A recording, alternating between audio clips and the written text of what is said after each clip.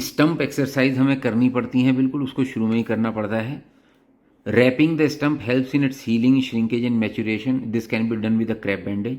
Prosthesis fitting and gait training, this started usually 3 months after amputation. अब complications क्या क्या हैं? एक तो हिमेटोमा हो सकता है, लूजर हो जाए लाइगेचर, इनएडिक्वेट हीमोस्टेसिस करी, haematoma result in delayed wound healing और इन्फेक्शन तो हो ही सकता है। और जो अगर हो गया तो भैया इसको एस्पिरेट करो, प्रेशर बैंडेज बांधो। इन्फेक्शन का डर हमेशा रहता है, और अगर कोई अंडरलाइंग वेस्कुलर डिजीज है जैसे डायबिटीज़ है या हिमेटोमा है तो चांसेस ज़्यादा रहते हैं। अगर कोई भी डिस्चार्ज वूंड से हो रहा है तो उसको भैया तुरंत ट्रीट कर दो। A wound should not be close whenever the surgeon is in doubt about the vascularity of the muscle और the skin at the cut end. ठीक है जी, जहाँ उसको लग रहा है कि भैया वेसल्स में कुछ गड़बड़ है, ब्लड वेसल्स में, मसल्स की, स्किन की, तो सूचरिंग ना करे, वो वूंड को बंद ना करे। स्किन फ्लैप नेक्रोसिस, जो आपने स्किन फ्लैप लगाया उसकी नेक्रोसिस हो जाती है, जिस वो बेसिकली होता है इनसफिशिएंट सर्कुलेशन की वजह से, और it can be avoided by taking care time of designing skin flap better much subcutaneous tissue remains with the skin flap. खैर कोई बात नहीं। Deformity of the joint. This results from an improper positioning of the amputation stump leading to contracture. A mild or moderate contracture is treated by appropriate positioning and gentle passive stretching. Severe deformity may need surgical correction.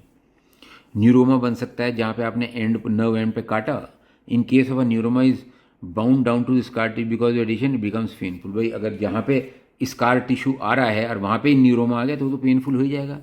Painful neuropathy can usually be prevented by dividing the nerve sharply at a proximal level and allowing it to retract well proximal to the end of the stump. वही मैं बताना चाह रहा हूँ, अगर यहाँ पे आप काट रहे हो तो इसको खींचो थोड़ा सा, टक से काट दो जिससे नर्व रिट्रैक्ट कर जाए। एक होती है फैंटम सेंसेशन, ये भी बड़ी इंपॉर्टेंट है। All individuals with acquired amputation experience some form of phantom sensation, a sensation as if the amputated part is still present. The sensation is most prominent in the period immediately following amputation and gradually diminish with time. Phantom pain is the awareness of pain in the amputated limb. Treatment is difficult. ये basically psychological हो जाता है, थोड़े दिन में समझाना बड़ा मुश्किल हो जाता है। और बच्चों में स्पेशल चाइल्ड में have amputation since birth is preferred. ये खैर कोई इतनी इंपॉर्टेंट बात नहीं, बस आपके लिए एम्पुटेशन इतना बहुत है।